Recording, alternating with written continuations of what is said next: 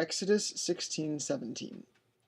On the 15th day of the second month, after their departure from the land of Egypt, the Israelites grumbled against their leaders, Moses and Aaron, because they were in the wilderness.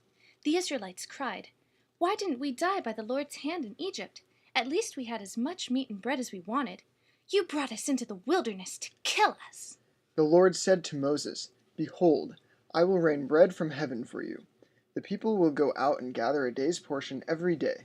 I will test whether they walk in my law or not. On the 6th day they should bring in twice as much as they gather daily." So Moses and Aaron told the Israelites, "At evening you will know the Lord has brought you out of the land of Egypt. In the morning you will see the glory of the Lord, for he hears your grumblings against him. The Lord will give you meat to eat in the evening, and bread to the full in the mornings. Your grumblings are not against us, but against the Lord." Then Moses said to Aaron, "Tell Israel to come near before the Lord, for the Lord has heard their grumblings." So the people of Israel looked toward the wilderness, and behold, the glory of the Lord appeared in the cloud. The Lord spoke to Moses again, saying, "At twilight you will eat meat, and in the morning you will be filled with bread. Then you will know that I am the Lord your God." So it was. In the evening quail appeared and covered the camp. In the morning dew lay on the ground, and when it evaporated, a fine, flake-like, frost-like substance remained. At first the people of Israel did not know what it was. So Moses told the people, "This is the bread which the Lord has given you to eat. The Lord commands you to gather as much as you can eat in one day. You should take about 2 liters worth for each person."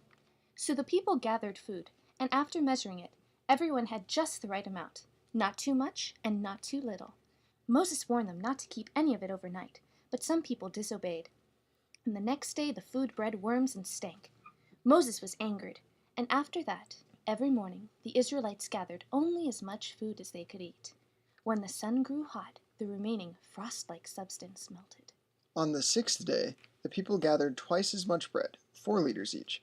The Lord had commanded, "The 7th day is the day of rest, a holy Sabbath to the Lord. Bake what you will bake, and boil what you will boil, and all that is left over can be kept until the next morning."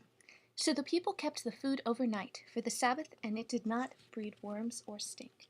On the Sabbath, Moses told the people, "Eat today, for today is a Sabbath to the Lord. You will not find food in the field. 6 days you will gather, but on the 7th day, which is the Sabbath, there you will be nothing." Yet some people still went out to gather, but they found nothing. The Lord said to Moses, "How long will you refuse to keep my commandments and laws? The Lord has given you the Sabbath. Therefore, on the 6th day, he gives you bread for 2 days." So the people of Israel called this bread manna. It was white and tasted like wafers made with honey. They kept a jar of manna throughout the generations so that they could see the bread which the Lord fed them in the wilderness. They ate manna for 40 years until they came to the land of Canaan. Then the Israelites camped at Rephidim, but there was no water to drink. The people quarreled with Moses, asking for water and grumbling against Moses. They said, "Why did you bring us out of Egypt to kill us and our children and our livestock of thirst?" Moses cried to the Lord. The Lord said, "Go before the people, taking the elders of Israel and the staff with which you struck the Nile. Behold, I will stand before you. You will strike the rock, and the water will come out of it, and the people will drink." So Moses did as the Lord commanded. He named the place Massah and Meribah because of the quarrel of Israel, and because they tested whether the Lord was among them or not. This is Exodus 16 and 17, adapted by the Stern Small Group.